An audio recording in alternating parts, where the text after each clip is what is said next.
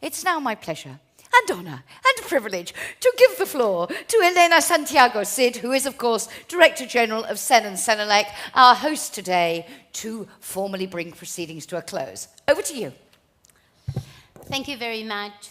I must say that I'm really emotional about the event today.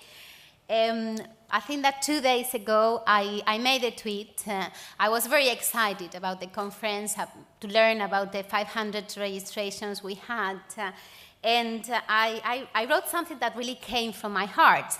I said, so much to give, so much to learn.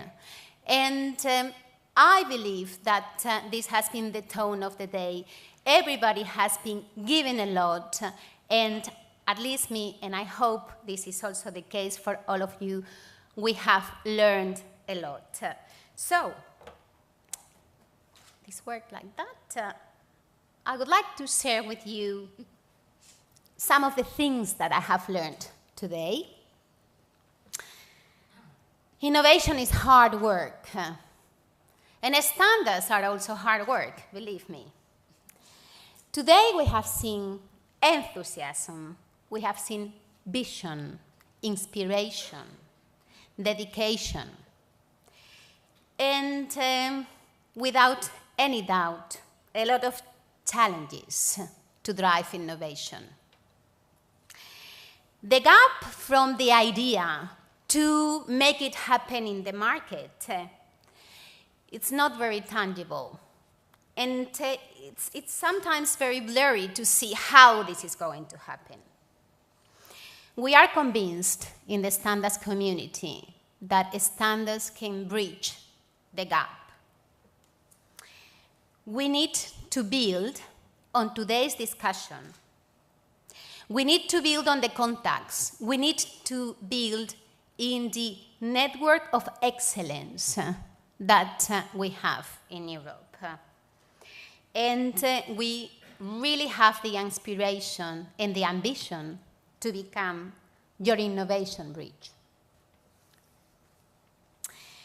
Reflections on today. I think we have seen a very nice video. We had nearly 400 people coming to the event, from business, from research, from academia, from different authorities, and from the standardization community. ESO, CEN CENELEC, NSP, the members of CEN CENELEC. And I think we were eager and willing to share our vision about standards and innovation. This is the first CEN CENELEC event in this topic. We decided that it was very important to have a keynote speech from business, because we believe that, and we have had a lot of discussions this morning about that there is an ultimate goal regarding innovation, and that is to reach the market. And we need to learn to use standards to innovate. We need to learn about the innovation life cycle in the standardization community. There had been discussions about innovation policy for industrial technologies. And we had these 6 focused breakout sessions that we have heard right now. And something that I believe was very impressive, because again, it's the first time that it happens in the standardization community, in the European standardization one. We had 20 research projects that were willing to show us that were linked with the standardization and that have been outside sharing their experience. How did they use standards and how did they link it with their innovation? In the morning, we heard about successful innovation for industry, and we had a few challenges also in front of us. The role of a standard to address those challenges. We heard about the European invasion, if I remember well, and the innovation life cycle. Idea generation, basic research. Incubation, applied research. Acceleration, market access. standardization, market application. And we know quite a lot about market application, but there are still 3 chapters that are pending subjects for us. We also heard about key enabling technologies where standards indeed can play a much bigger role than they play today. The afternoon, we explored together, and I really would like to highlight the word together, what standards are and what standards are not. And that is very important. I don't know if any one of you has been participating in the Standards Day in CEN and CENELEC, but we always address what standards are not. We discussed about the role of standards in the innovation cycle, who is involved in the standards making process, who can be involved, and anybody can be involved in the standards making process as long as they are willing to contribute to it. How integrate standardization in research projects, and we really need to make this effective and efficient. How to access markets with standards. Standardization as a strategic tool, and again, this is something that I think we need to put a lot of emphasis, because I feel this can be the same also in the research community. This is a commonality. Many of the CEOs of companies have got their business strategy. And then there is a team that is dealing with research, with innovation, with standardization.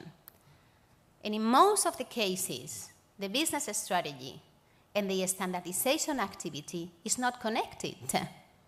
So we are really losing a great asset to be more competitive and to make a much better use of the knowledge that we have in Europe. So this is something in which we need to work much harder to bring the strategic aspect, the strategic value of research and standardization to make Europe more competitive.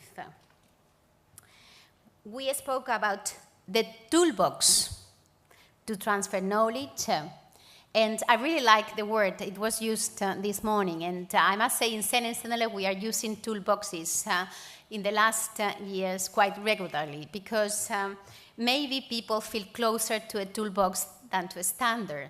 And at the end of the day, standards are instruments and toolboxes, and the interplay between patents and standards.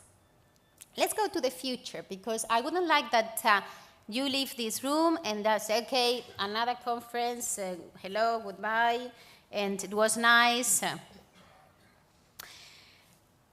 I have a lot of advice that I have noted during the event. It's going to be a challenge to implement, but I am a doer. And I'm really committed to do my very best to fulfill the expectations. Someone told me today also, we have raised the expectations. Now we have to meet the expectations. And that's why we are here, to describe together and define together how we are going to meet the expectations. So we have to bridge platforms.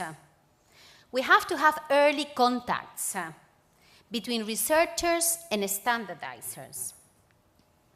For instance, in Horizon 2020, in the priority fields, there are a lot of standardization activities that can help to enable in industrial technologies, secure, clean, and efficient energy, demand-side innovation, service innovation. I'm sure that we can bridge platforms to get much better interaction between researchers and standardizers. Promote researchers' participation in standards. I think it has been repeatedly said today. Explore ways, and I think Peter Churchill is going to like that, explore ways to give more recognition to contributors. This is something we must do. Encourage standardization experts in research activities. Is raising the innovative capacity of our technical committee experts. Synchronize standardization and research projects cycles. Again, this is something that has been repeated in the panel. We need to find the appropriate time to make the link and to introduce standardization activities in the research project.